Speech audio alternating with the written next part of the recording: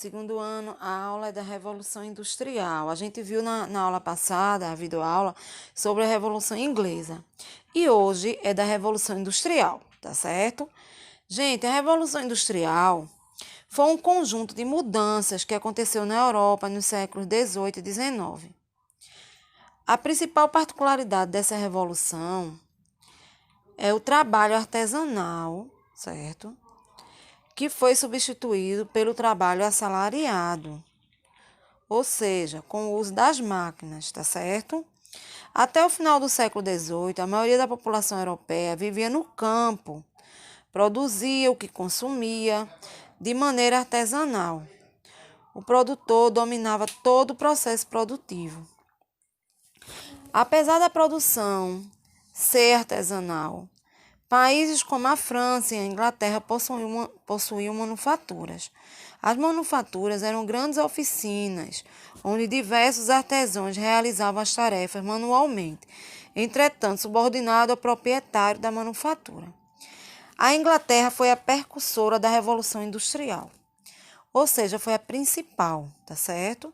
Devido a diversos fatores, entre eles, possuía uma rica burguesia, o fato do país possuir a mais importante zona de livre comércio da Europa, o êxodo rural e a localização privilegiada junto ao mar, o que facilitava a exploração dos mercados ultramarinos.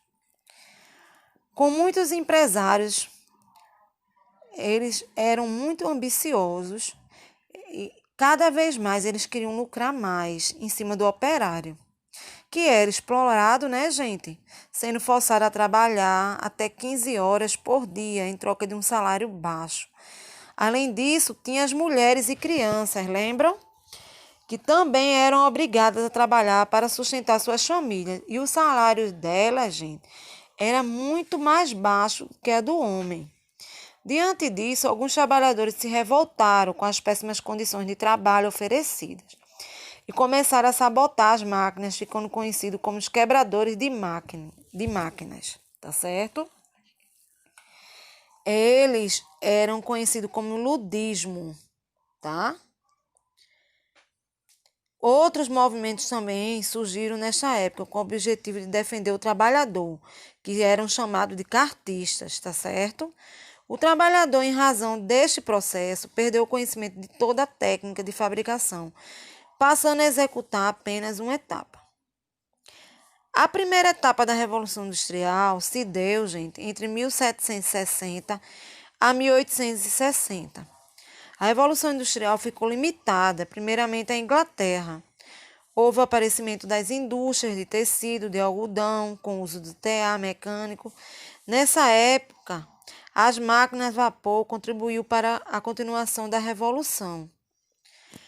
Já na segunda Revolução Industrial, ocorreu no período de 1860 a 1900.